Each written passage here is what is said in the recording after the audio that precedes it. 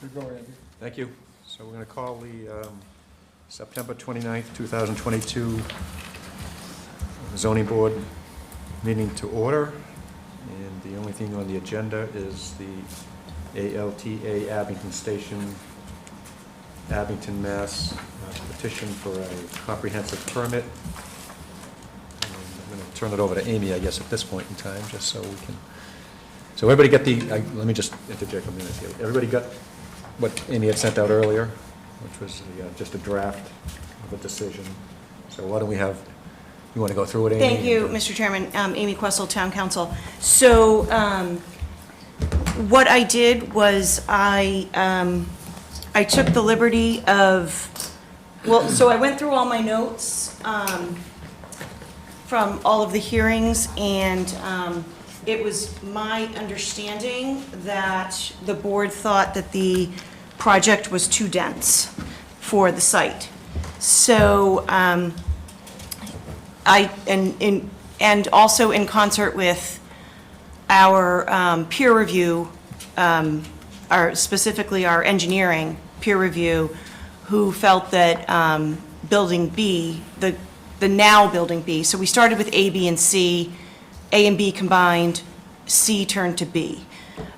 So with the current building B, our peer review felt that it could not be adequately screened.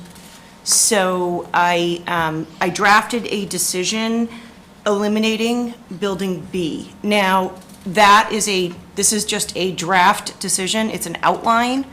There are options for the board. So the board has a few options, which are to,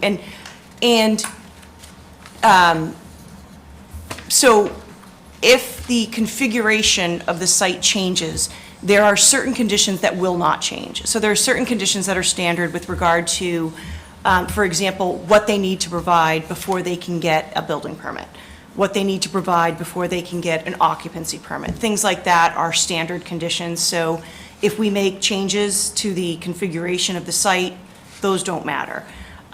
So if the board wants to make changes to the configuration of the site, we can do that without a problem. So there are some options for the board. There's the option to approve the project with conditions as presented, meaning with buildings A and B, and then there's to approve the project with just building A, which would have 165 units. And I think it's 42 of those would be affordable.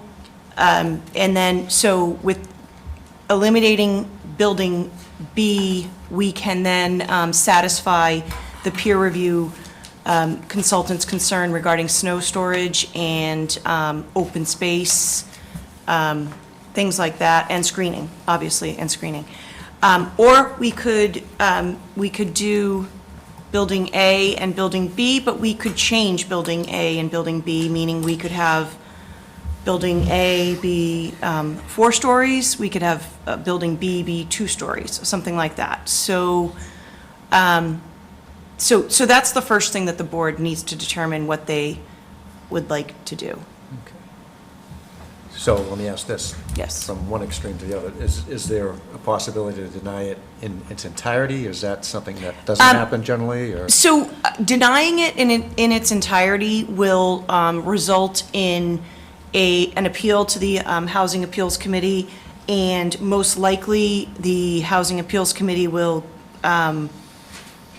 we're then stuck with an all or nothing kind of scenario, which I try and avoid, because, so one of the things that I did do was I did request an updated SHI from DHCD. So the 2020, so if you go on the website, the DHCD website, the December 20th, I think it's December 20th, 2020, that is the SHI that's publicly available to everyone, and that shows that Abington's at 9.9%.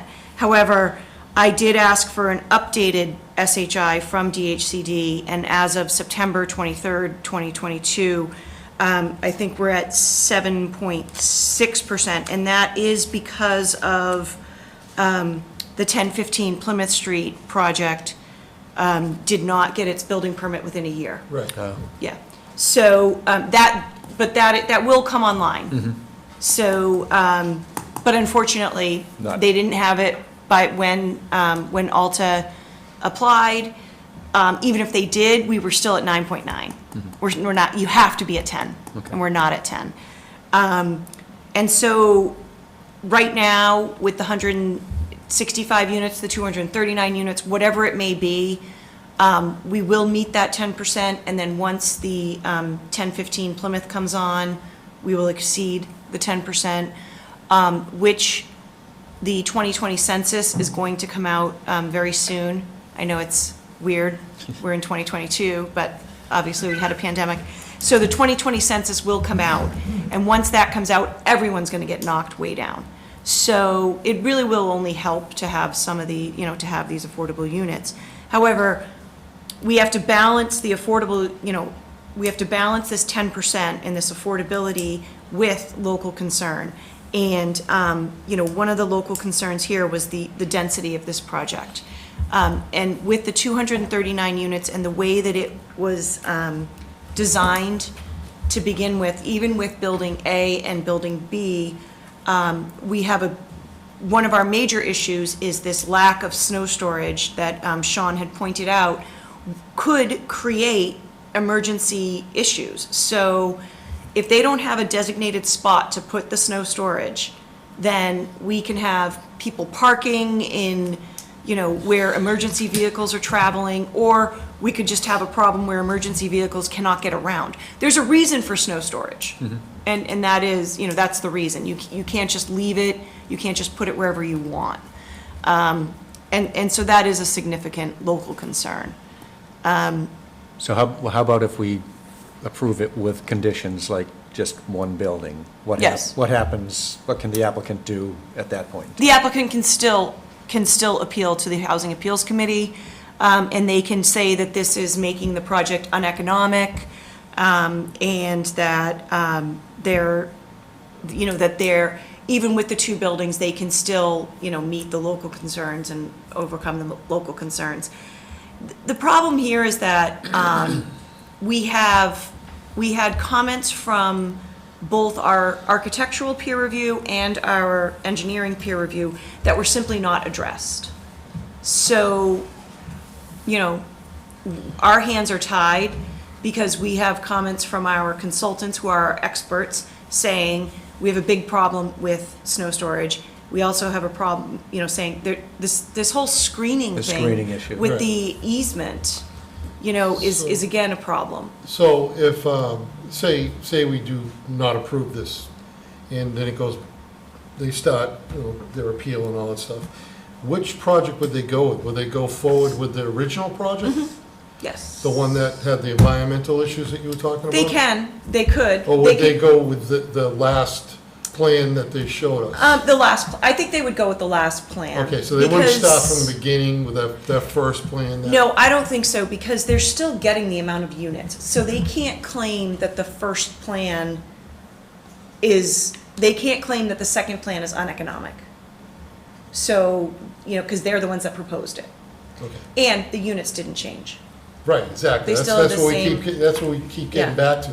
Yeah. It's a small piece of property, and you're overbuilding it. It's a very small piece of Right. property for a 40B. I think it's 9 acres or 9 something like that. acres, yeah. It's very small for a 40B. For 236 units, it's quite small. The other thing is that, regardless of whether they do the one building or the two buildings, we also still have the elevator issue with regard to the fire department. Right. And I think that that's something that we would not budge on. I still feel there's a traffic issue. I really do. And you included in your draft here that there should be two elevators in that Yes, building. building I saw A that. has to have, well, if we, Yeah. right now, I've drafted the decision for one building, for Yes. building A, Yeah. and that requires two elevators. If the board is inclined to do building A and building B, but make building B a little smaller, we would add two elevators to building B too. because Yeah. that was the fire chief's recommendation. Will you go with the same amount of floors on building, if there was only one building? How many floors? So, yes, I have building A as the 5 floors. 5 floors. Now, That's the last one we had, right? that's the last one we Okay. had, so that's, It's so 4.5. the decision that you have is simply eliminating building B. Right. It's leaving building A as it Which gives you is. plenty of parking and whatever And else. possibly Just a some place to put open the snow. space. Right. You know, it would be nice for the project to have some open Which it space. doesn't And have right now. it has none. It really, I pored over these plans last week, and it really has none.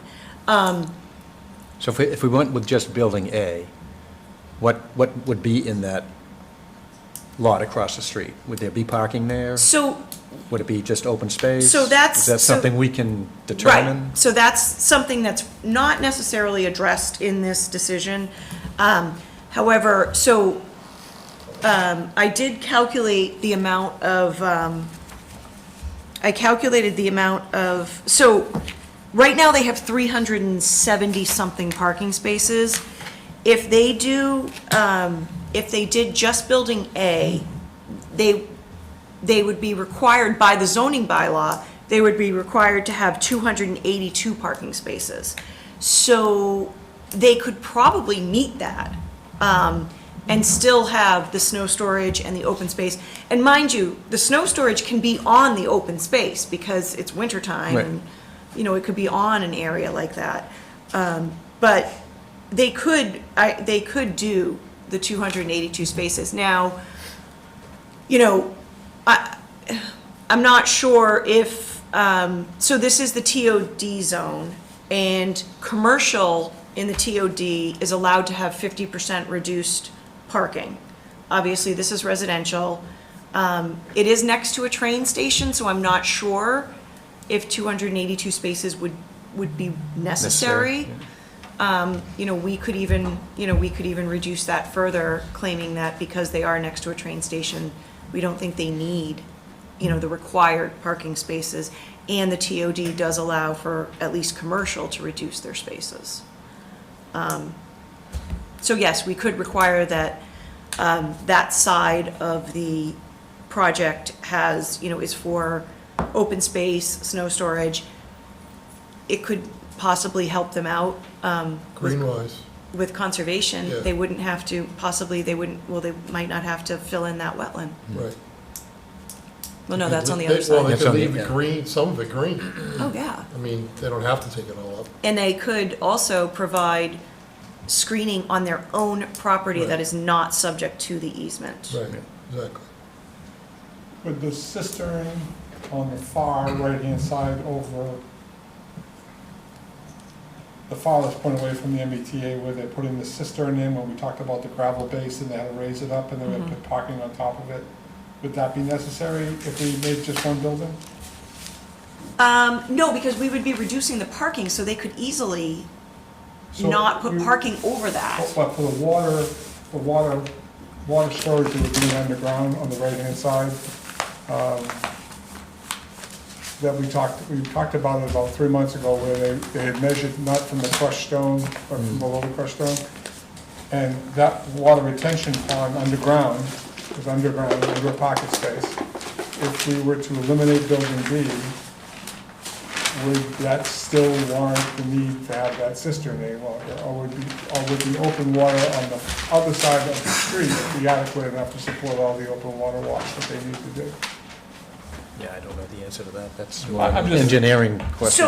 So the stormwater obviously will change if the project is reduced to 165 units. Right.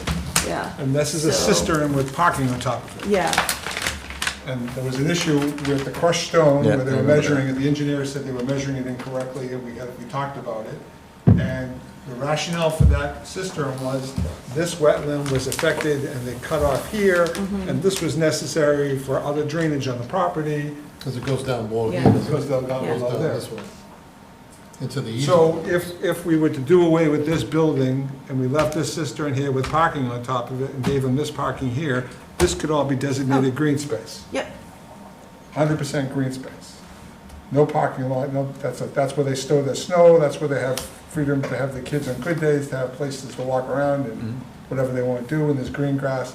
And that takes away all of the visual issues we had that dealt with the sight lines coming from Progress From Street Progress Street, yeah. at all, and whether or not we still needed the fence or not, because that parking area would be now gone, and we're gonna use that for snow storage and open space, would we even need to put the fence there any longer? At least there, maybe everywhere else we have to put the fence, but there, we wouldn't have to put the fence Right. either, because it's all green space. Yeah. 20 plus 14 plus 20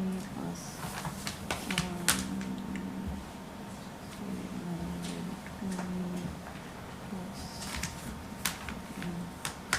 6 plus, say that's 15 plus 4.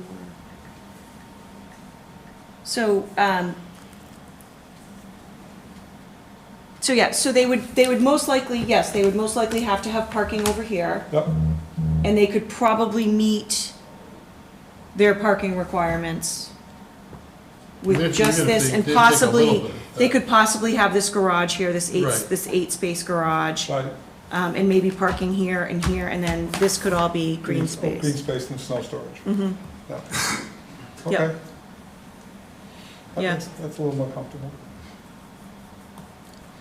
So what should we work on first, I guess, deciding whether or not we want to Yeah, reduce so- the size, or? So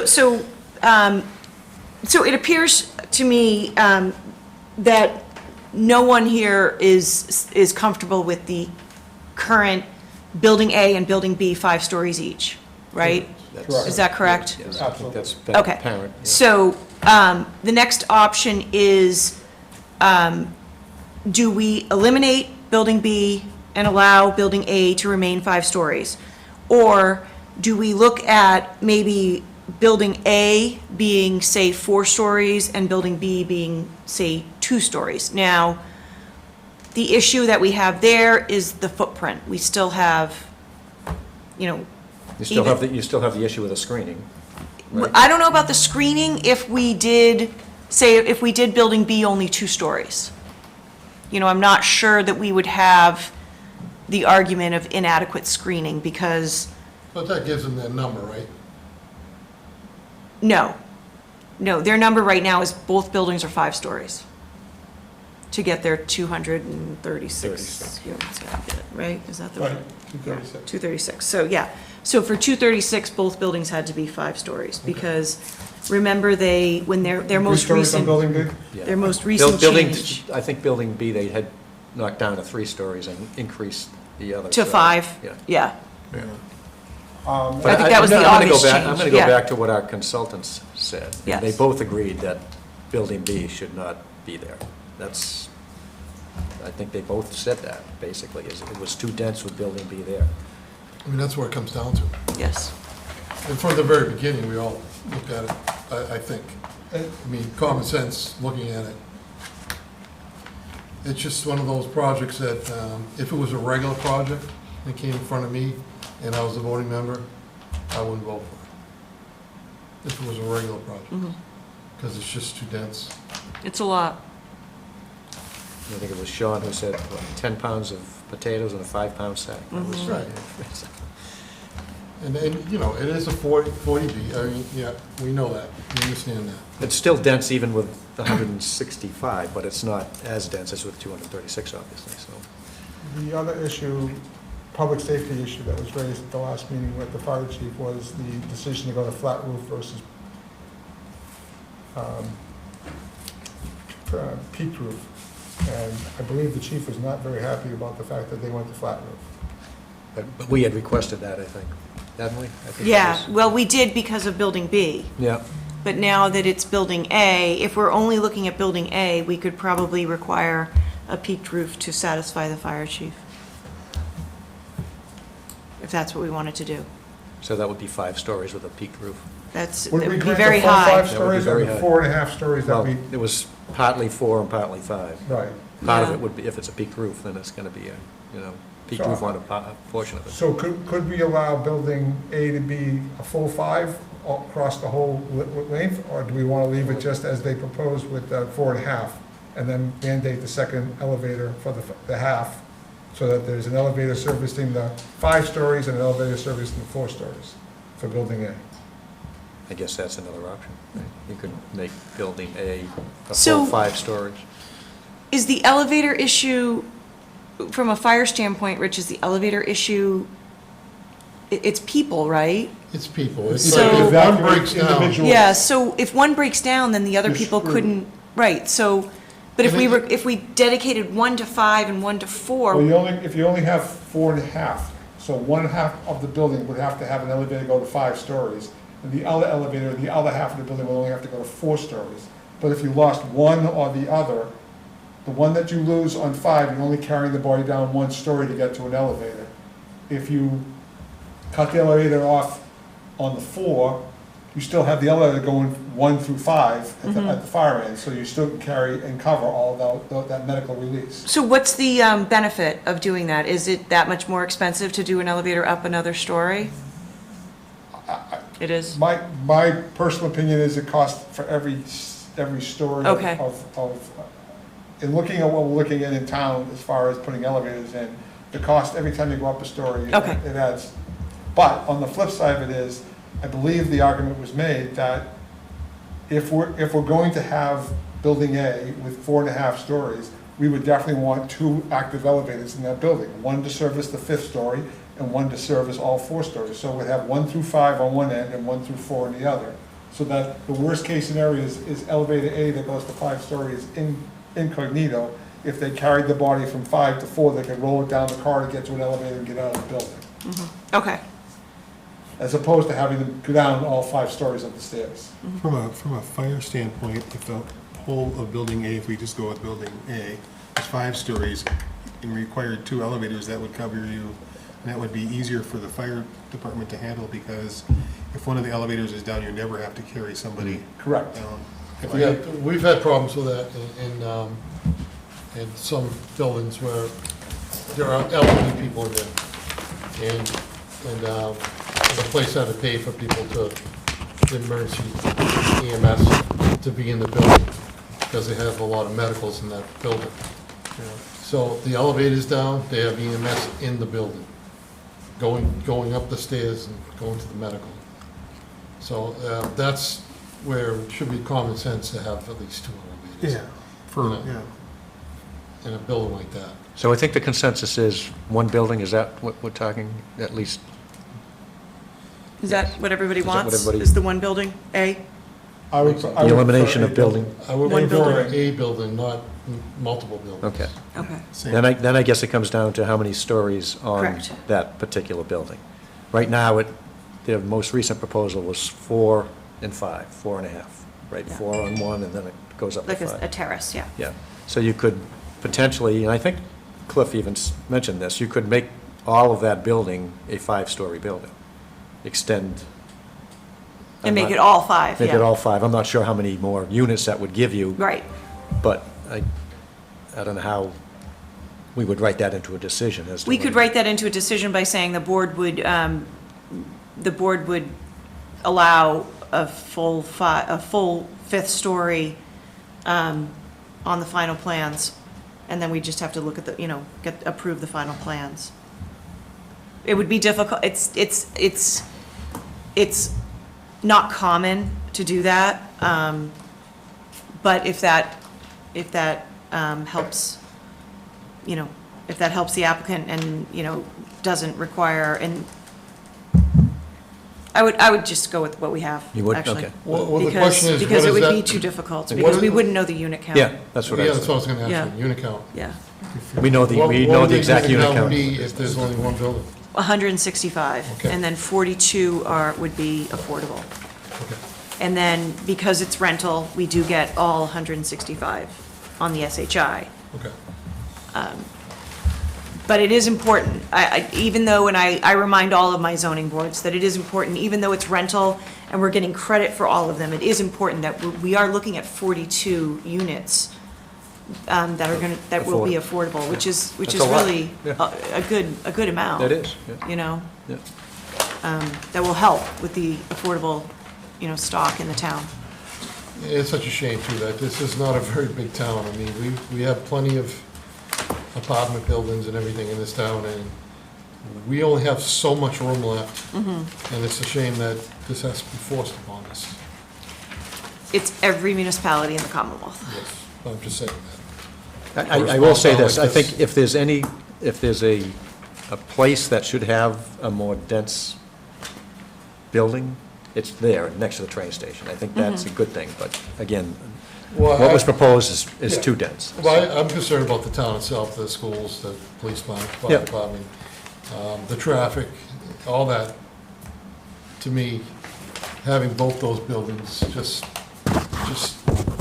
shouldn't happen. Right. That's my thought. Unfortunately, as you know, Yes, I know well. you cannot, Yeah, you I cannot, know. so you That's just my listed, opinion. you listed 4 things, and Yeah. we can only look at one, which I is know. traffic. So, schools, police, and fire are not a local concern, I- which, well, I again, don't that's not my understand. opinion, Yeah. but that is the statute and the regulations. Right. Yeah, and I've been here before. And so I've yelled at you before about it. It should happen. All right, so I think we have a consensus that it should be one building, eliminate Building B, should be 4.5 stories with 165 units, 2 elevators. 2 elevators. Yep. I do like the idea that Rich mentioned that if one of the elevators is down, that they should be required to have on-site personnel or something to carry a person down from the 5th floor onto the 4th. That would be if both elevators were down. It would add 18 more units if you went to a full 5th floor. Oh, you said if both of them were down, If Rich? they were both down, I would, Well, they could configure it how they wanted Yeah. to, so.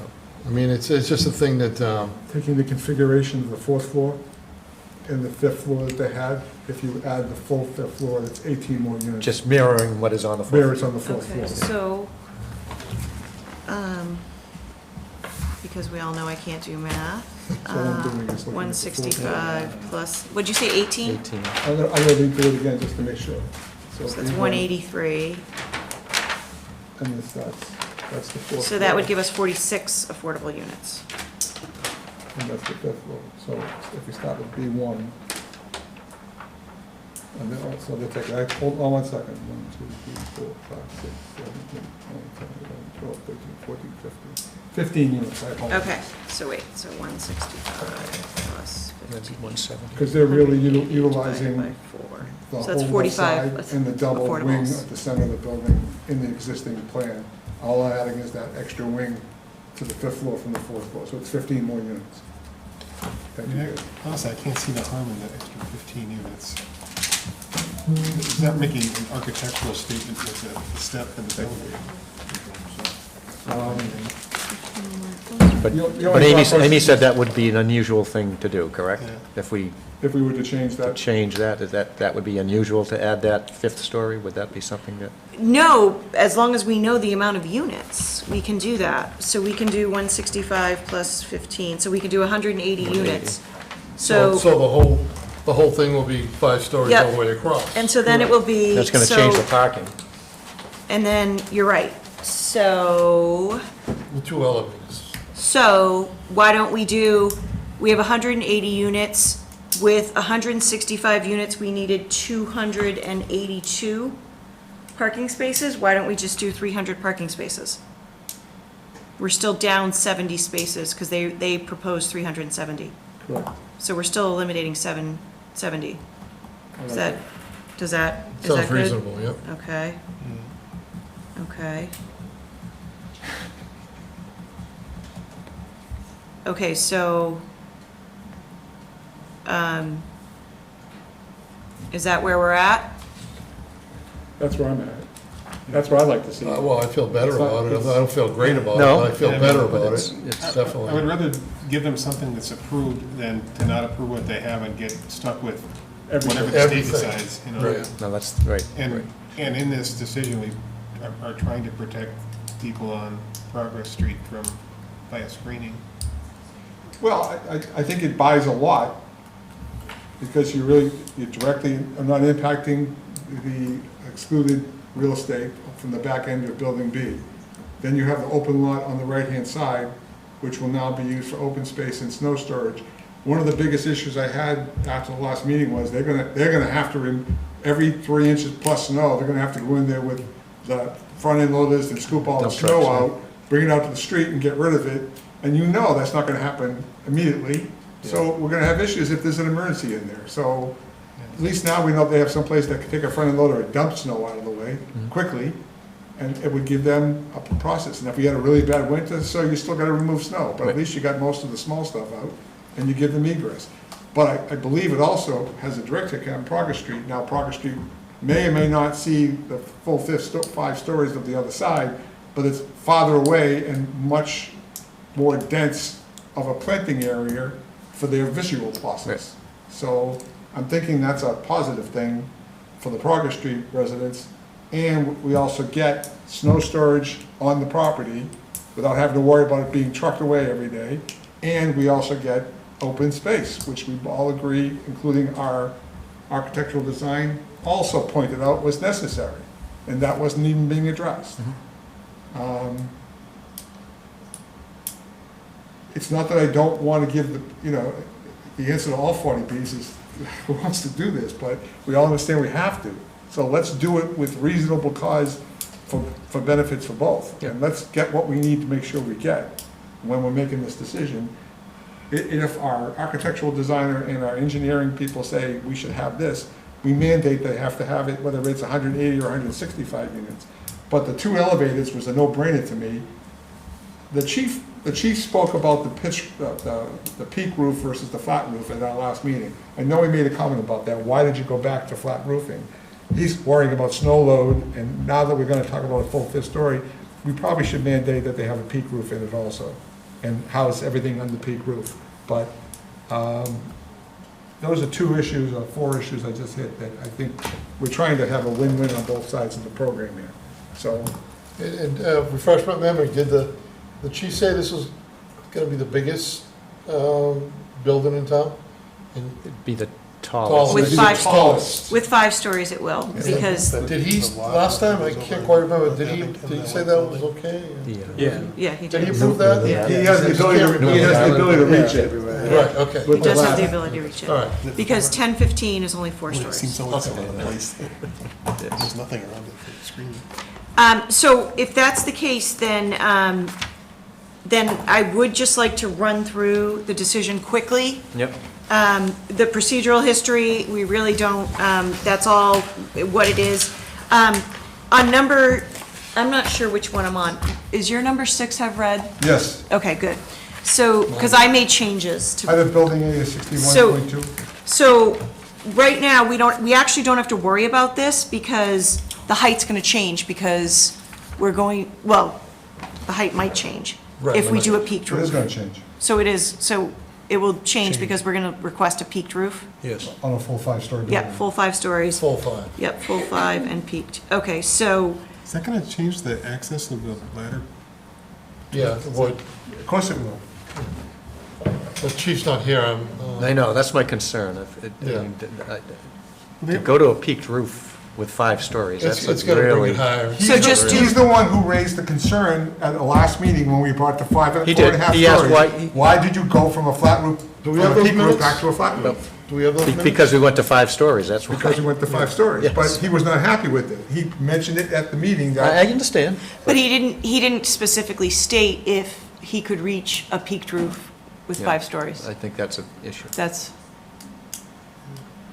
Yeah. well, it's important that we get this right, because if we go with the flat roof and the chief, Well, he didn't oppose the 5-story flat roof. No, he didn't. I do He did not. remember that. Do we have the minutes from that?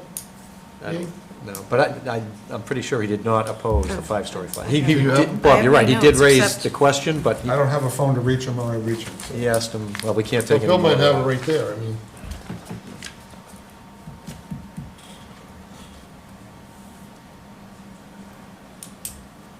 all I have is, chief adding 5th story, okay, doesn't like flat roofs, elevator count 2. Yeah, he didn't oppose it, he didn't Just like doesn't it, like it. but, yeah. Why don't we, We might be getting an answer in a minute. why don't we propose a full 5, why don't we propose a flat roof unless the fire chief recommends a peaked roof? That's great. Because then, is there a cost difference to an applicant? to the Well, there could be a applicant? cost difference, and the only problem is, a roof like this, the ladders can have a hard time reaching. No, but for a cost, so is it gonna cost more for them to do a flat roof or for them to do a I would peaked say roof? to do a peak roof. It's more? I would say that. But the flat roof, don't they have to do the rubber and everything and you can't touch it and all that stuff? Well, I'm not a contractor. I don't You're a know. You guys, I'm not a You- con- A flat roof requires a sealant tar base, a level place, a crushed, usually you put crushed stone on it. They don't recommend, we're putting all of the equipment on it, so you are putting all the air conditioning, you're putting Oh, yeah. electrical, you're putting hydraulics, you're putting whatever you need to put on it. But then, you're not gonna have a bar up there, you're not gonna have people partying on top of it. You're just gonna have a flat roof.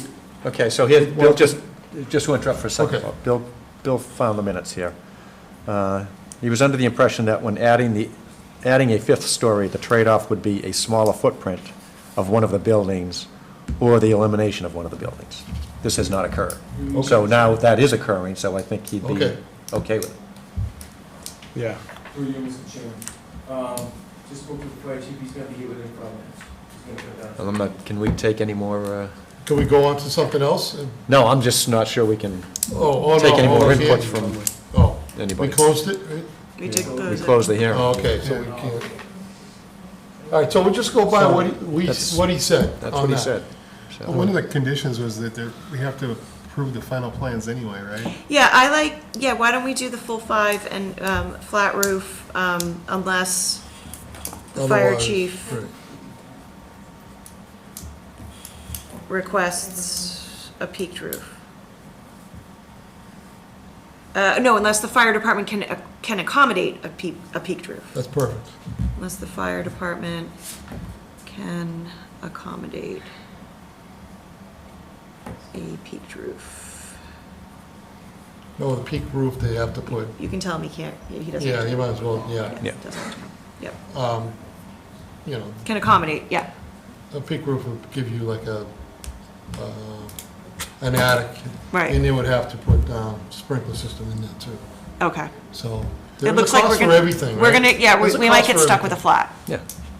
yeah. There's a cost for everything though. I Yeah, mean, no, we definitely raised the cost. Can we do a flat roof and require that, that upon 2 inches of snow, it has to be, because it was the snow that was the problem? That's what he's worried about. Yeah, leaks. so upon 2 inches or more, or less? Upon, That would, 2 inches would be. what do you think? I think That that'd they be have to every remove single it? time, I mean, would think it would have to be something like a Yeah, foot or yeah, 6 18 inches, yeah. Okay, what do you think? Because like at Home Depot, they will be up there when we get Yeah. a foot of snow. major they'll be up snowstorm, there, yeah. To 2 take inches. Shoveling care it of their off.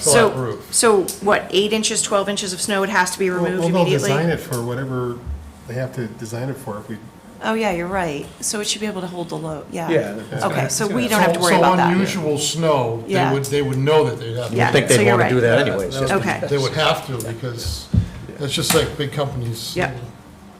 yeah, because it's going to be in their interest to clear the snow off for right, structural. you're right. integrity reasons. So we can just leave it. Okay, the procedural, just so you guys know, the applicant does owe money for the peer review, and I think it was $27.70. Right, Bill? I think, I can find it, don't worry. I sent it to applicant's counsel. So it is, $29.90 and 70 cents that they owe right now, so I did send that to the applicant's counsel to make sure that they pay that. So for the findings, we have the jurisdictional requirements. We have the applicant registered as a domestic limited liability company, but they haven't provided any evidence of being a limited dividend organization. They need to do that. The PEL, the project eligibility letter, indicates that the project is fundable. And then the third requirement is site control, and the applicant asserts it has site control pursuant to a purchase and sales agreement. However, that agreement expired on March 22nd, 2022. So I did indicate that we don't agree they have site control because we were not provided with an extension of that purchase and sale agreement prior to the close of the public hearing. So therefore, the record reflects only an expired purchase and sale agreement. The minimum for low and moderate income housing, they are providing 25%, so, and we are not at, or I guess the first ones, we're not at 10%. Second one, or affordable housing under number 3 is that they are providing 25%, so they do meet that. So number 4 with density, the entire 9 acres, with the exception of 2 of the 3 wetland resource areas, is being disturbed and/or developed. And then I took snippets from the 2 peer review final reports saying that essentially we have, everything's either occupied by building footprint or parking spaces or minor wetland areas. There's minor strips of green space between parking areas and buildings, essentially 5 feet. And then given the amount of units, the on-site outdoor usable space is insufficient, and that residents will have to rely on off-site locations. And then the scale and massing of the buildings is unique for the area, and it doesn't fit the small scale of the property. I then outlined that there's 3 wetland areas that are filling one of them. With regard to screening, they've added 9,000 square feet of floor area, but they've also reduced parking spaces. And then they're putting up that fence, which prevents access to the biggest, most accessible snow storage area, which creates inadequate space to manage snow, potentially impacting parking and emergency access.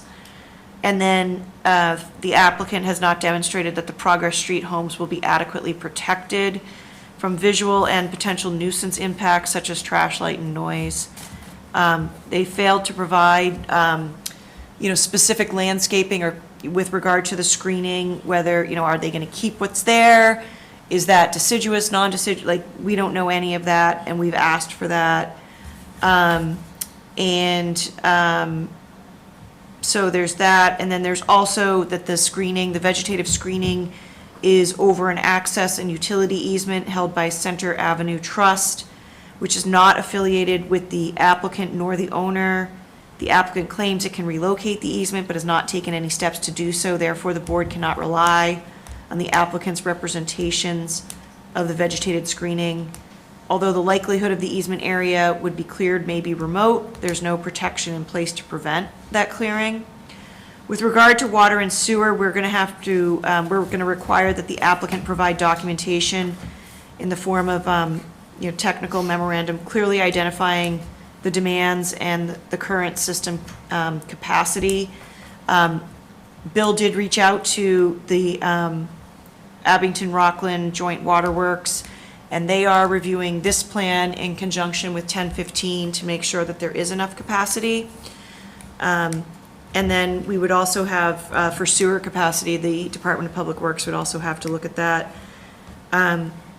So just with regard to the zoning bylaw, the project site is located in the TOD, which multi-unit dwellings are not permitted as of right. They are permitted with a special permit. And then the last one is the reasoning of the decision. The project will be one of the largest in Abington, will result in some of the tallest buildings in town. The density is a significant concern considering the size of the property and site constraints. There are potential traffic impacts, both internal as well as traffic on adjacent streets, which were concerning. And then the screening from the abutting residential neighborhood was not addressed. And then there were issues raised by Tetra Tech and the fire department that were not resolved. So for a condition of approval, I have, based on the findings of the board and testimony and information received into the record, that the board is granting a comprehensive permit to construct 165 units, with 41 units being classified as affordable. So we will change that to 180 units in a full 5-story building. And then I think it was 45 units. With 2 elevators. Yep. With 2 elevators. With 45 as affordable. And then this approval requires the elimination of Building B. So then, With the conditions, these conditions are mostly the standard conditions. With regard to administrative, it requires all of these things that they have to do, except number 4 is the final plans shall require the removal of Building B, addition of sufficient snow storage, reduction in parking spaces to, and we're going to say to 300. Yeah. To 300. At least 2 elevators provided in Building A. We're going to add that before D, we'll add Building A to be a full 5-story building. Correct.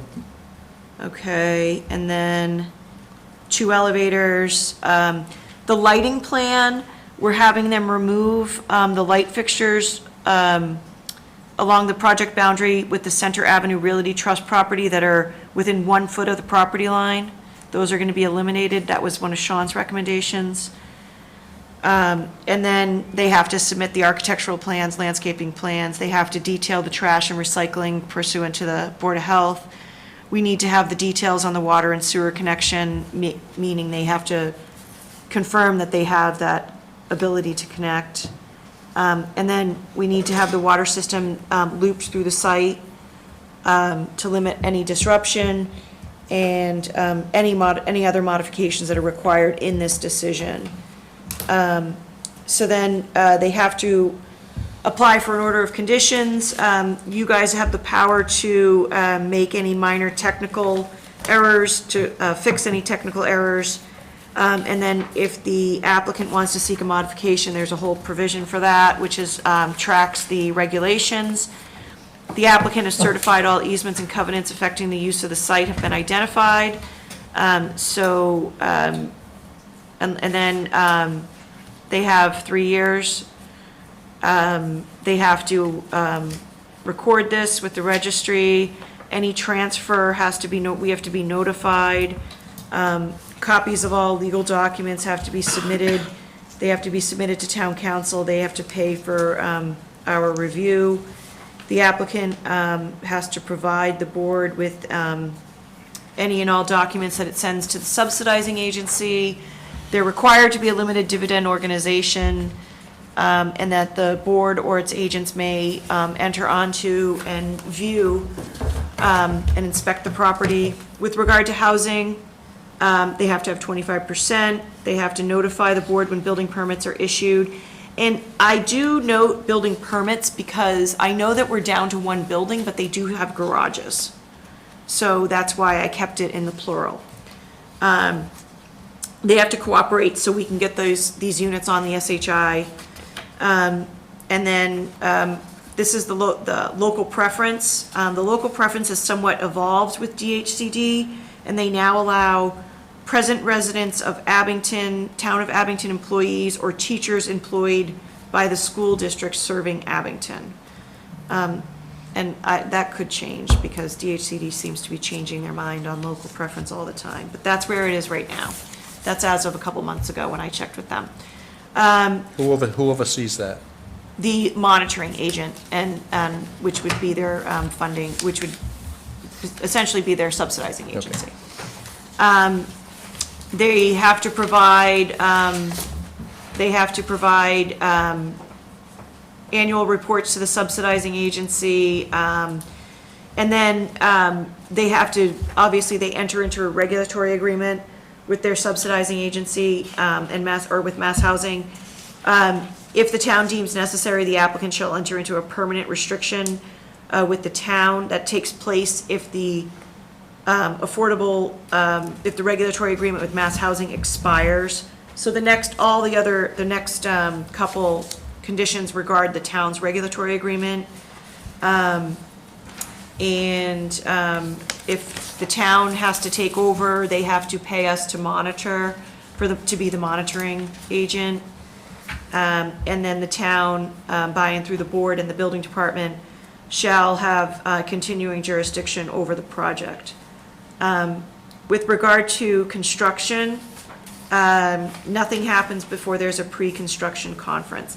This is then separated into some categories. The first one is prior to any construction on site or development activities, which include site clearing, tree removal, fill, grading, et cetera. They have to submit final architectural plans, final landscaping and lighting, a signage plan, and then engineering drawings. They have to submit to the building commissioner or department head a construction management plan. And then we have the ability to do third-party reviews. We're asking for an initial amount of $10,000. If that drops below $1,500, they have to replenish that. They have to obtain a NIPDES. They have to submit the order of conditions. They have to determine the volume of fills, cuts and fills. They have to have a site-specific safety plan. They have to provide the Department of Public Works and the building commissioner with a final SWIP. They have to provide a copy of the municipal lien certificate indicating that all taxes, assessments, and charges have been paid. They have to provide dig safe. And then prior to the issuance of any building permits, so that was just before they could start digging. Now we're talking about prior to the building permits. They have to record this. They have to submit evidence of final approval from the subsidizing agency. They have to submit the regulatory agreement. They have to submit a sign application, so that I'm gonna delete because we already have that. They have to submit all final plans. They have to provide the location of all utilities. They have to have confirmation in writing from the Abington Rockland Joint Waterworks that there's sufficient water. Also from Public Works that there's sufficient sewer capacity. They have to file all required federal, state, and local permits. They have to obtain all necessary electrical, plumbing, and other permits required.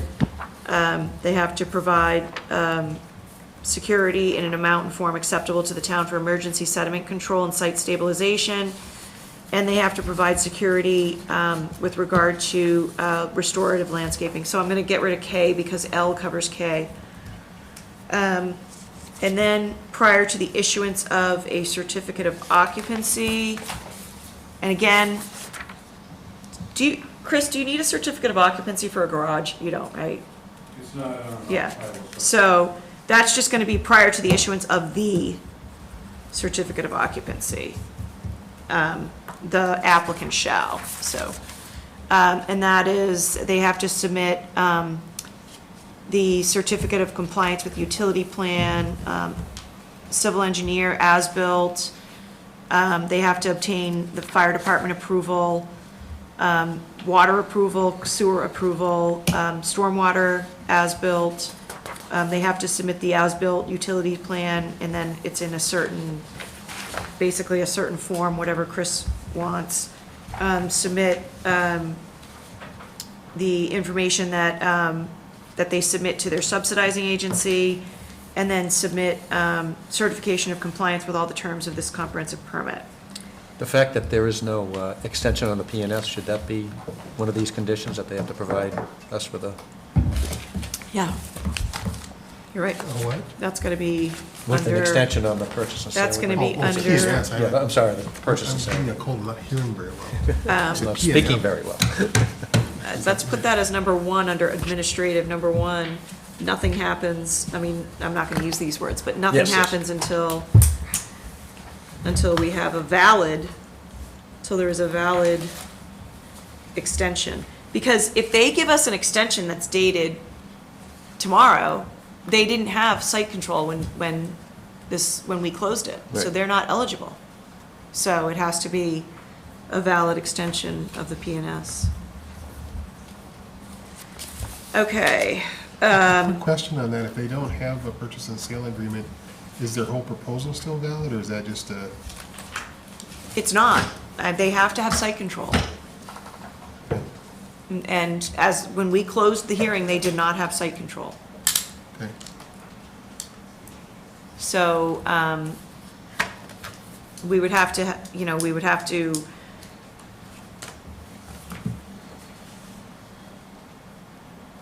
I have to think about that. We Yeah. have to, Well, just like thinking that if they don't like what we're doing here, well, no, so actually, no, so, yeah, they can't do anything unless they have a valid PNS. If they don't have a valid PNS, they can't build. Right. an extension.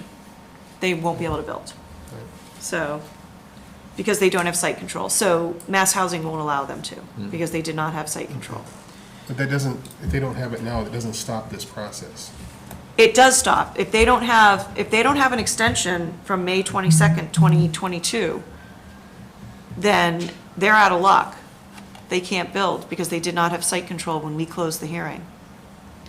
Now, I would think that they would have an extension somewhere and they just didn't file it with us Okay. because this is a pretty significant project for them. Yeah. They're not going to let their P&S expire. Right. So, at least, I mean, but we're not privy to that. Right. That's You between don't them know and their one way or owner. the other. Okay. There has to be a construction management plan. There has to be up-to-date material, MSDS sheets. There has to be, all construction has to be offloaded on the property. All construction-related vehicles shall be on-site during construction. They're not allowed to park on Monahan Crossing, Summer Street, or any other public way. They have to implement all necessary controls to ensure vibration from construction does not constitute a nuisance or hazard beyond the property. For parking during construction, can the workers park on the Monahan Crossing, or do they have to do some other parking? No, they should have, what are those called? Lay down? Lay down sites where they should be parking. Okay, They really shouldn't be parking on Monahan Crossing because the chief had a problem with that. okay. Come a long way since then. Parking. Yeah, so let's, there should be no parking, no construction, employee parking on Monahan. Okay, the vibration,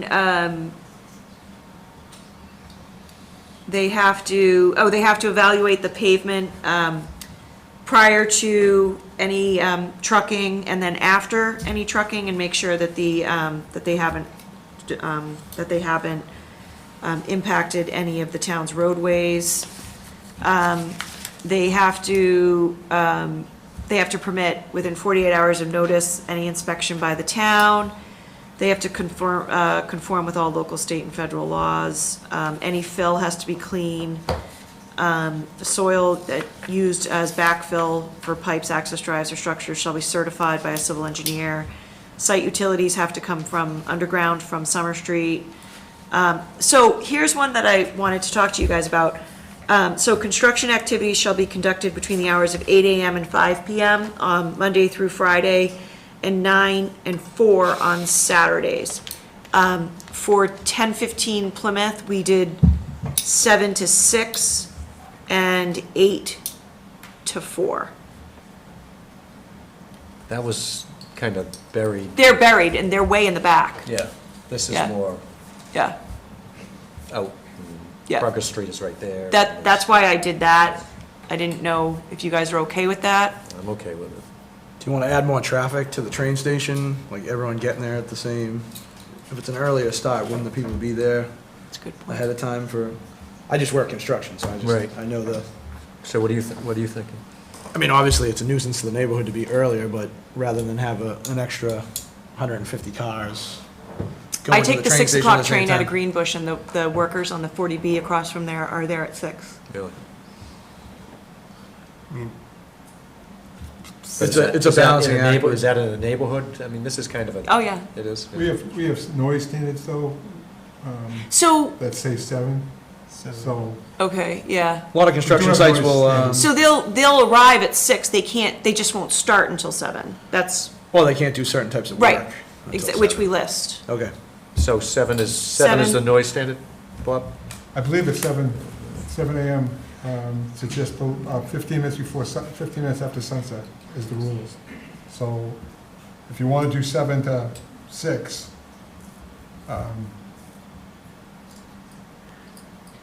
Sunset count in the wintertime at 4 o'clock. I'm just talking about the change in seasons. If we choose not to go with the daylight saving times versus going with daylight saving times, that changed that whole program completely. But because working in the morning in the dark is different than working morning in daylight, so, and the same at evening, so.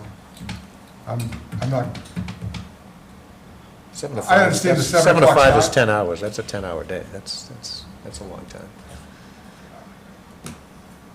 we don't need to change it from 8 to 5, we don't need to change 9 to 4, or we can choose to change it for whatever conveniences that we see fit, so. I understand what David's saying about jobs starting at 7 AM. Most construction companies start between 6 and 7, or 6 and 8, so Yeah. starting at 7.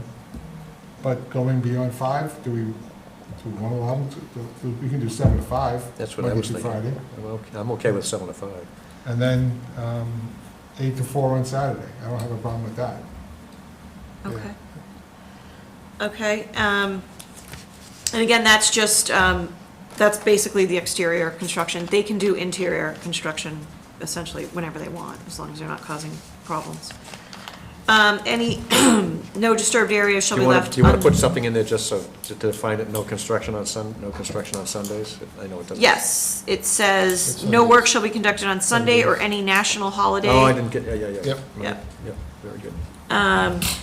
No disturbed areas shall be left in an unstabilized condition longer than 60 days. They're responsible for the sweeping, removal of snow and sanding of the internal driveways, providing access to both residents of the project and emergency vehicles. Adjacent public streets and Monahan crossings shall be swept as needed to remove sediment and debris. Can I interrupt? There's actually no, I thought Monahan there's no Crossing rust. was cleared by the MBTA. this is, they have to keep it Clean. clean, not, And they're trucking stuff off the property. I'm gonna take out when they're using removal. tractors Yeah. and stuff like that. Debris gets on the street. It's nothing that the MBTA would be Adjacent public responsible streets shall for. be swept as needed to remove sediment and debris. Yeah, so it's only for sediment and debris. Okay, okay, just want to make sure. Sorry, sneezing. They have to keep any public road free from soil, mud, or debris deposited during construction. The fencing, construction fencing has to be up, and that will have, the fire department shall have a lock box, placed at the entrance. No tree stumps or other demolition or construction debris shall be buried on the property. If construction activity ceases for longer than 30 days, there has to be written notice to the building commissioner. Wait, does that conflict with our 60 days prior? What was that? That was, oh no, that's a disturbed area shall be left, okay. If construction is temporarily suspended during the growing season, all exposed areas shall be stabilized, and prior to construction, physical barriers shall be installed as needed to provide tree protection, erosion controls. For roadway and traffic safety conditions, we have internal sidewalks have to be ADA. Appropriate directional and safety signage shall be installed and maintained, subject to review by the fire department. Because remember, they were talking at one point about a one-way, so we have to have the fire department approve any of that. The applicant shall maintain site distance at the entrance by limiting trimming the vegetation. Site distance shall be maintained under the town engineer's supervision. Is there a town engineer? No. Shall be maintained, Department of Public Works, DPW. Okay, great. Police, fire, and emergency medical conditions. So they have to submit to the fire department an approval for a fire apparatus access plan. There has to be no parking restrictions. If there are, they have to be appropriately marked. They have to conform with the final layout of all fire safety equipment, hydrants, valves, all of that shall be approved by the Abington Fire Department prior to start of construction. All units have to have a residential sprinkler system, and Building A shall be equipped with 2 elevators for use by residents. For stormwater, the applicant has to prepare and submit final detailed stormwater management plans in accordance with DEP stormwater management regs. They have to comply with terms of their order of conditions with regard to stormwater. They can't use de-icing such as sodium chloride. No stormwater can hold water for more than 72 hours. And then for the management conditions, they, prior to starting any work, they have to provide the SWIP and the NIPDs. They have to comply with the SWIP during construction. They have to protect any subsurface infiltration system during construction. Post-development impervious areas shall be consistent with impervious areas shown on the design plans. This is going to be revised design plan. As-built shall closely match the drainage areas shown on the post-development, revised post-development plan. Any import of fill shall have the same drainage characteristics as the existing site soils. So prior to the issuance of occupancy, they have to have an O&M plan, and then we go into all of the things the O&M plan requires. Completion of the infrastructure as, security for completion of the infrastructure shown on the revised final site plans, including but not limited to roadways, sidewalks, parking, stormwater management system, lighting, water and sewer systems, landscaping, and utilities. So I have roadways just because they use some of the internal parking areas as access ways. That's why that's in there. So no certificate of occupancy shall be issued until all the infrastructure necessary to serve the building as approved by the board's peer review or the building commissioner has been constructed and installed. Final infrastructure shall include paving, remaining landscaping, and any punch list items. The board's peer review shall review the project upon completion of all such final infrastructure and shall notify the Abington Building Commissioner that occupancy permits may be issued. The following portions of the project shall be and remain forever private: the stormwater, sidewalks, driveways, roads, utilities, drainage systems, water system, fire protection, gas if applicable, electric, telephone, cable, and then not limited to plowing, sanding, snow removal, trash collection, and landscape management, property lighting, and landscaping and screening. For water, they have to provide technical stamp memorandum that identifies that, actually, these two are going to be deleted because we have them up front. So those two we already have in the beginning. I moved those and I forgot to delete them. General conditions, other general conditions, it's going to expire within 3 years. They have to comply with all local regulations of the town of Abington that are not specifically herein waived.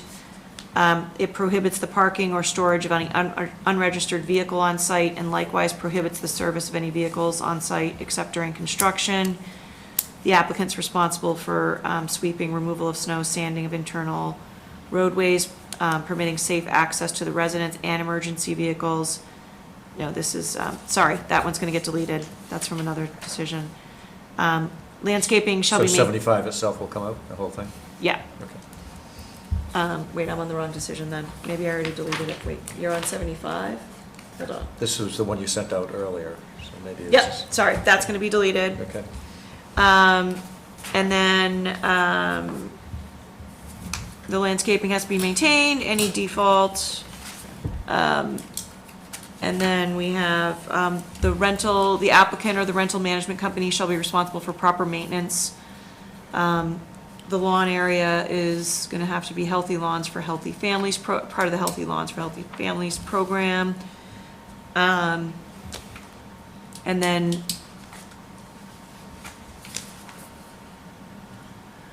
oh, so this is, if additional waivers are not shown and are required, they have to come back to you guys specifically. And then, what the rental, the property management company is responsible for. And then the applicant shall construct appropriate screening from the residents along Progress Street. They shall pay the town's cost of, police and fire. All utilities, or, wait, we can get rid of that one, underground, we already said that. Each dwelling unit shall be equipped with low-flow toilets and high-efficiency water. Any retaining wall or fencing details has to be submitted to the building commissioner for review. Rental agreements shall prohibit non-residents from parking cars at the property unless the non-residents are visitors using designated visitor parking for short term. Specify that parking for oversized vehicles, recreational vehicles, trailers, boats, and other similar Non-standard vehicles is prohibited. In part, if any part of the decision is invalid, the whole decision is not. And then we go to the waivers. And then, so this is, has to comply with any bylaw or regulation that's not specifically waived, and they have to comply with all the conditions. If a conflict arises between waivers granted and conditions, the conditions take precedence. Pursuant to the waiver list, this just goes into why you granted the waivers. Because of Chapter 40B, you're allowed to. And then these are the things that are not allowed to be waived, which is the Massachusetts Building, Plumbing, Fire, Elevator Access, and Electrical Codes, Wetland Protection Act, DEP wastewater regulations. We don't need those because they're sewer, sorry. Stormwater, EPA and DEP stormwater, Army Corps 404 Federal Clean Waters Act, MEPA, DEP rules and regulations, regard to land clearing, et cetera. And then the applicant submitted a revised list of waivers on August 24th, and that's attached as Exhibit A. Any waiver not included is hereby denied. Then we have the vote, and then, so we're gonna move on to the waivers. Could I just bring up one thing? Sure. And we have problems in Braintree with this, that people will park illegally in parking spots. This is a perfect example of a place where somebody would park so they don't have to pay. Oh, good idea. So let's do a parking sticker. A park sticker, a sign saying that they would be towed at their own expense. It's a major problem in Braintree. It will definitely be a problem here because they could park illegally and walk right over to the Agreed. train. Agreed. Okay, so we'll do 87 rental agreements. And then, so there's going to be parking stickers required, parking stickers for residents, There should be signs warning people. and signs. You do stickers, what do you do about visitors that are allowed to be there? Visitor placards. Something, maybe? yeah, we do that at the fire department. We have little things that we make, Okay, they put on the windshield. yeah. Okay. Yeah, Visitor placards if they're over 2 hours, say. Yeah. yeah. Generally, they're dated so that they know they're current. I mean, in general, they're gonna enforce it themselves because They're gonna Yeah. have to I think because so, it's gonna be taken yeah, away. 'cause they're parking. gonna lose. It's gonna take yeah, parking that people- spots. Yeah. What are the No, signs they're gonna not say, be Rich? happy, no. Signs. You tow at your own risk, Tow at your no, risk, no okay. T-parking. Okay. They have them all over Braintree. Okay. All right. So. Okay. Because that's a good way of saving money. Yeah. You know what I mean? Okay. And then, so the waivers. Amy, if I can just put waivers, can you just clarify a few things for me? I think you have some bad numbers. There's 50, can you just clarify the unit count in building B? I believe you have the wrong unit count.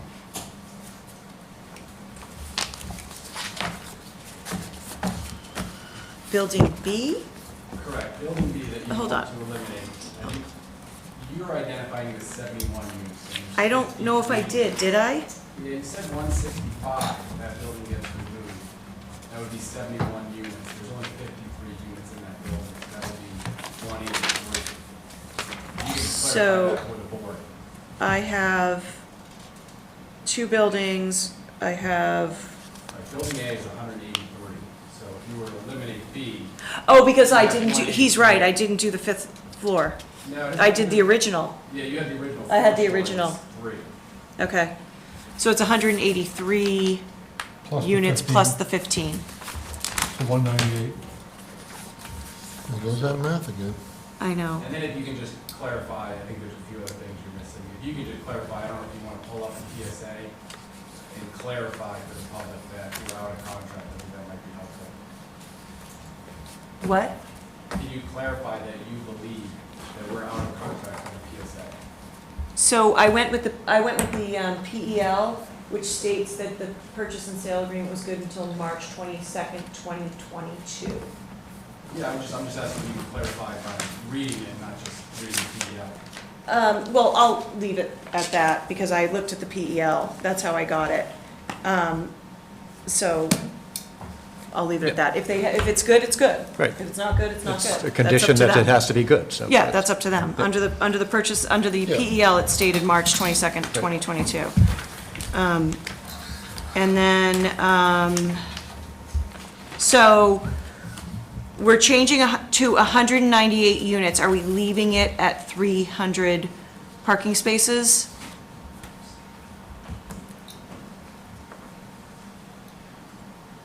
We were before? What would be required? We were at 370. 370. To figure out, They changed it to 300 with What was the there, 180 units, so. So with 165 units, they were required to have 282. So we increased it to 300 because of those extra 15 units, and now we have 198 units, so 315. 320, 315, did you say 315? Yeah, Yeah, I mean- 315. Is that good? 315. Okay. Okay, and then, so waivers.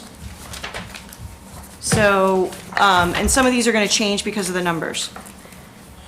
So the first one was, and I don't know if this was a specific waiver or not. It was listed in the heading of their August 24th waiver request, where it said, "The applicant requests waivers from all local bylaws necessary to permit the project as shown on the site development plans, including the following."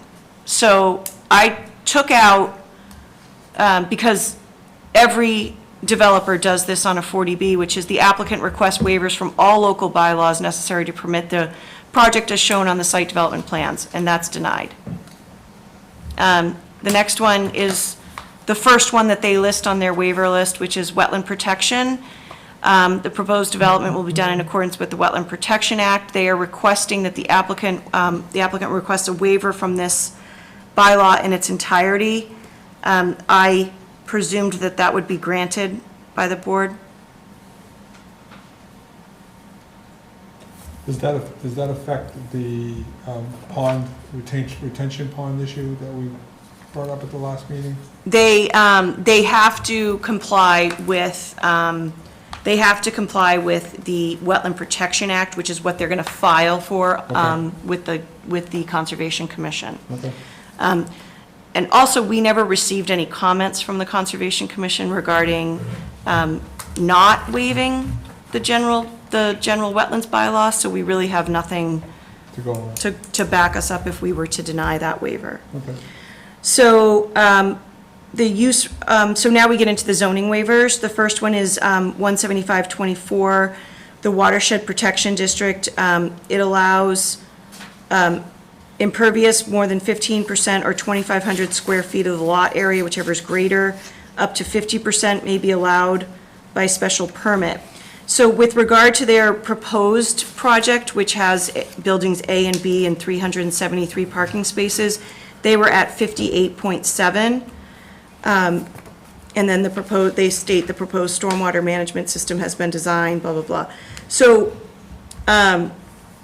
I put that it was granted in accordance with this comprehensive permit, allowing only building A consisting of 198 units. 198 units and more 100% sure 300, on that? and 315 Well, I parking took the 183, spaces. which was the clarification of what was in building A, and added the 15 units that associate with the fourth floor on the right-hand side, was 15 more units, and I added the 15 to 183 to get 198. Okay. That's how I achieved that figure. 183 plus I think that's my math. 15. No, we just want You're to make right. sure. Okay, I just checked it.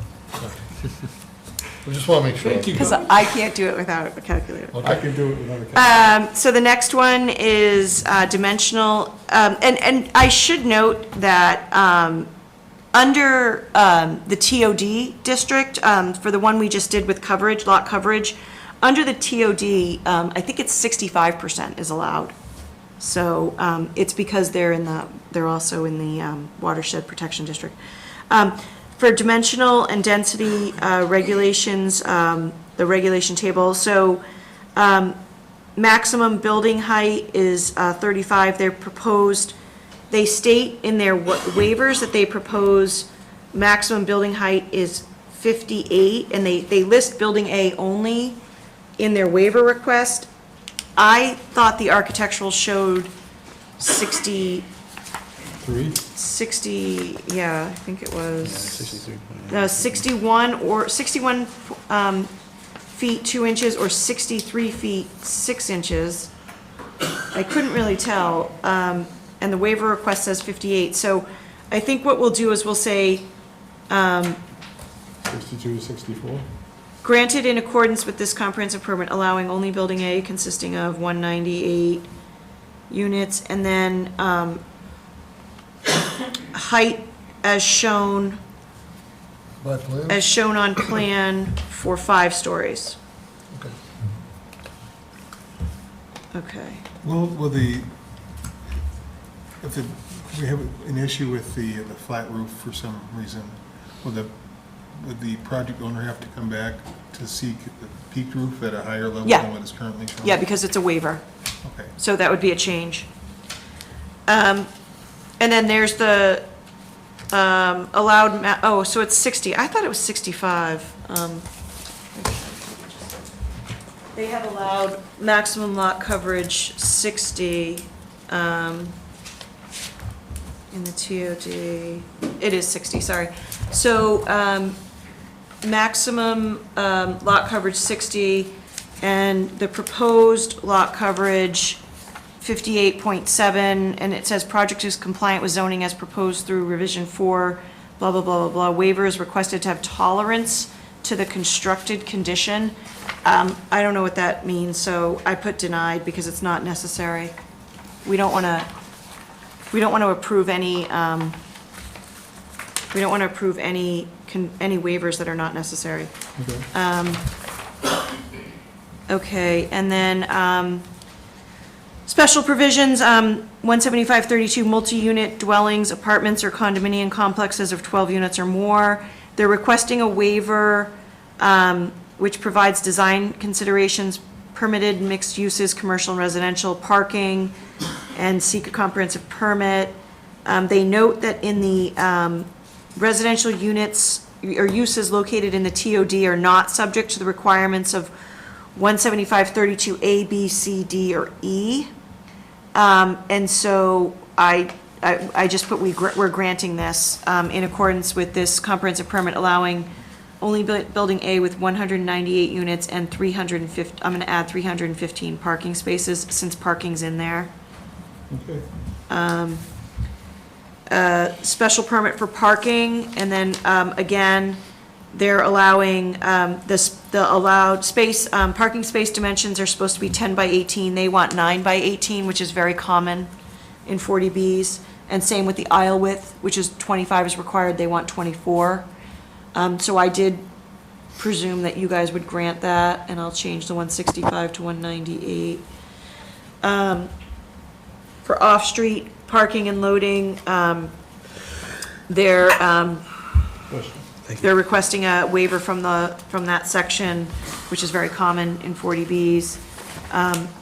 And we're gonna have to do 198, and we're also, because it says parking shall be provided as shown on the site development plans, we're gonna have to add the 315 parking spaces in that one. And then, visual relief, they request a waiver from that, which has to do with the screening of the parking areas, so I denied that. I didn't know if you guys, I can read it for you. So it's visual, 17550 is visual relief for lots. Parking lots that abut public ways shall be separated from at least a 10-foot strip of landscaping, which shall contain at least 5 trees per 200 linear feet. Parking lot shall contain visual relief from vast expanses of unbroken pavement and cars in parking areas, 10,000 square feet, landscaped islands, and when the total amount of parking on a lot or building site exceeds 400, they have to separate them into smaller lots. So if we want to keep Yeah, actually, if we want to keep where building B was open space, we would have to grant this waiver, I think. Because they would have to put some parking over there. But can we also specify that if they get put parking, they still have to leave some green Open space? space, yeah. Open space? I don't know where we would put that in this. But it's automatically gonna force them to have green space. Or you could limit the number of spaces they could put over there. Yeah. Yes. So you know what we should do? We should put in this decision somewhere that the majority of the parking spaces should be on the southeast side of Monahan Crossing. And then any overflow should be over above that cistern in the front, where on Summer Street. Okay, so.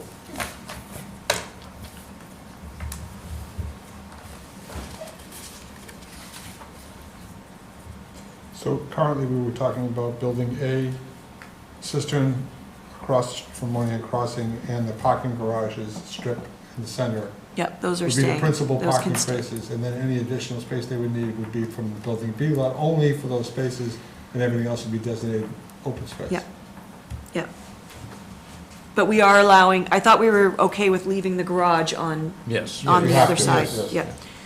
Okay, parking on all of those other side, Monahan Crossing, the corner near Summer, and garage on that side, on B side, and then overflow, okay.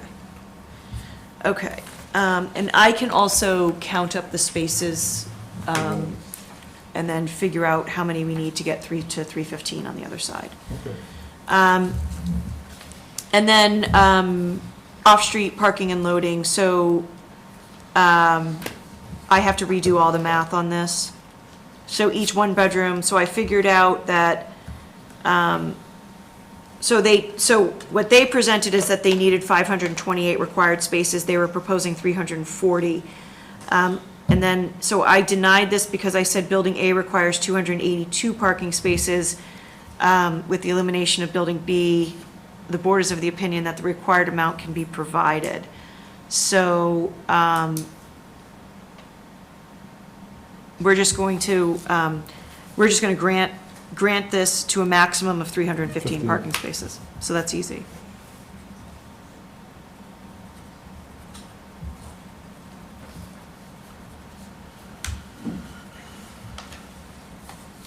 And then same as the next one. Mhm. Okay. And then, so the next one is, if a lot is covered with mature trees of greater than 5 inches breast height diameter, they should not be thinned by more than 50%. They're proposing to clear based on their proposed work plan. I said, granted in accordance with this comprehensive permit allowing only building A consisting of, that's gonna be 198. However, the board requires that existing vegetation remain along the southwesterly property line to provide adequate screening for the residences along Progress Street. And then, for, administration and enforcement for site plan review, I put that they're granted a waiver from site plan review. And I'll change that to 198 and 315 spaces. Under subdivision, rules and regs, catch basins shall be placed before intersection storm drains, to have 2.5 minimum cover, granted, because Sean was okay with their plan on that. And then, they're requesting a covenant. Basically, the covenant that they're requesting is for, their waiver of the covenant they're requesting is for basically a subdivision roadway, which they're not doing. So, and then I wrote that this grant does not relieve the applicant of surety requirements encapsulated within the conditions of this decision. So those are surety for landscaping and utilities. And then the Abington Rockland Joint Waterworks, There's a water balance program and fee schedule and rules for service that was effective of March 31st, 2022. They're requesting a waiver to the extent the project is not otherwise grandfathered from the requirements, which they, I didn't put a response in here, a suggested response, but I think what we have to say is that, Pending decision of the joint. well, no, Abington because you guys, you guys would step in the shoes of the Abington Rockland Joint Waterworks, because it is considered a local board pursuant to the West Boylston case from a while ago. So I think what we say is that, granted, considering the application was filed prior to those rules and regulations coming into effect, so they technically are grandfathered, which they would be probably, well, no, they wouldn't, but they are because they're 40B. So the regulations specifically require that any rules and regulations have to be in place when they file their application. Okay, so we're gonna grant that then? Yeah. Okay, Can we go back to the number of units, yes. the 198? We're Yes. going to designate 1, 2, and 3 bedroom as to, So I think we have, The I think it's in numbers. the, I think it's, if we take the fourth floor units and bring them to the fifth floor, yeah, I think it's clearly designated what those units would be. but we want to make sure that that's in the, I think in the It should be. decision. So do you wanna say it mimics the fourth floor layout, or do you wanna say that you wanna specifically number up those 50 units as 1, 2, and 3 bedrooms? I have to number them up anyway for the bedroom count. Thanks.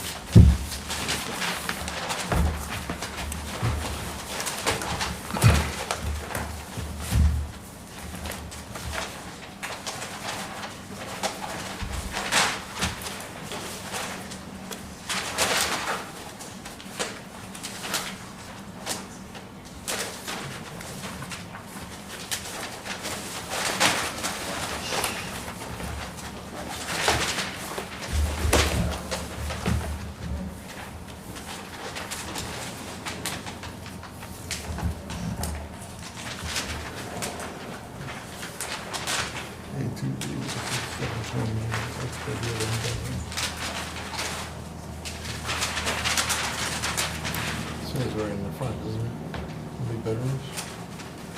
Yeah. But all the way up to 5. Right, but if I'm just taking these spaces here, Right. and I have A to B, so A to B is 720 square foot unit. This other 720 square foot unit would be a, yeah, 700 what? 720 square feet. And A to B is 720 square feet, so what is that falling, that should be a one-bedroom unit, I would assume.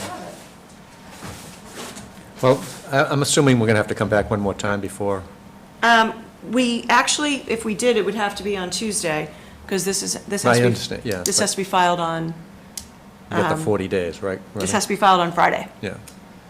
So, I think maybe we should, just so everything is Mm-hmm. together, come back one more time, and then between then, now. Yeah, I can figure that out. Figure that out? Yeah. Okay.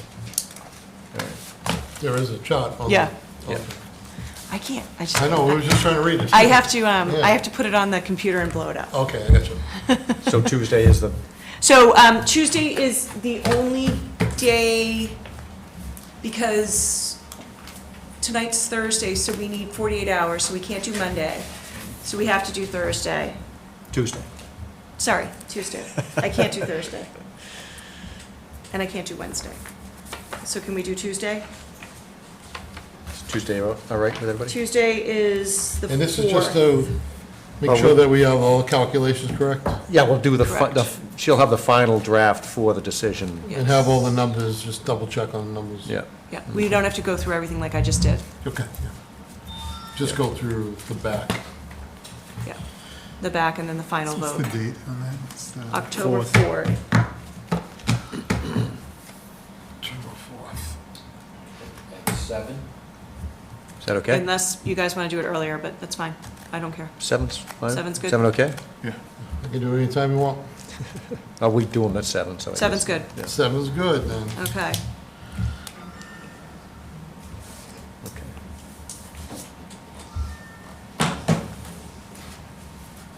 So we'll have what should be a final version at that point. Yes, tomorrow. Yeah.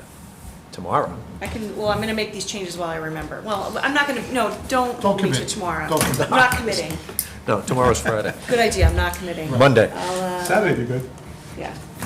Okay, Abington, ZBA. So, 7 PM. when this is done, You do and it we tomorrow. do this, Yes. what is their reaction? Yeah, because it'll be 48 hours from. They 7 o'clock can tomorrow. appeal Not to the including Housing Saturdays. Appeals Committee, and 48 hours. we go from there. We've been there before, Yes, we have. but this is an unusual, this is different, because, again, we're not dealing with acres and acres of land, Right. Yeah, there's not a lot of room. right? I mean, if you think about what we did for 1015, with the screening that we did just for cars coming in and Right, out, Yeah, and that was set way, way back. right. Here, it's a little, it's different with screening. We're in Sure. we're in a different situation. Right. And they were very receptive to They were. screening for those few houses that were gonna have light glare and things like that, so it wasn't necessarily an issue, but, so. Or they can go back, to answer your question, they can either go to the Housing Appeals Committee and appeal, or they can go back and figure out that, that this is a doable project, and they'll still make money, and there won't be a delay. They can start right away with their final plans and submit for, get the thing rolling, but who knows? So as far as voting members, it's going to be It's going to be, Bob? yes, Bob Rick? is gonna have to fill in, because he's got a Yes, he's- Mullen certificate in. Yeah. Bob, Rick, and me. Yes. Okay. And I am so annoyed to say that my notes apparently are wrong. What? I know, my notes, my attendance. Well, Remember it's how I good you told picked you it I up do my before. You attendance? were wrong? I was. I cannot believe it. Why? March 17th, I have Dave is here, and he wasn't. Oh, And I have nothing in red. See how I have in red when you miss? yeah, 'Cause you you're in red. got me. Yeah. You're in red. See, I gave you're- my piece of paper. See, you're in red right I there. gave my piece of, So- all at once. Yep. So, anyway, so, All right, so we can have a motion to adjourn? Yep. Can I have, we're gonna meet again next Tuesday, October what? 4th.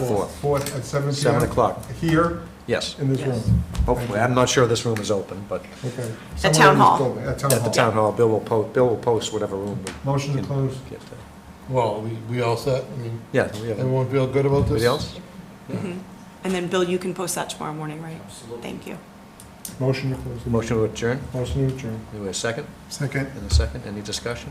If not, all in favor? Aye. Opposed? Thank you.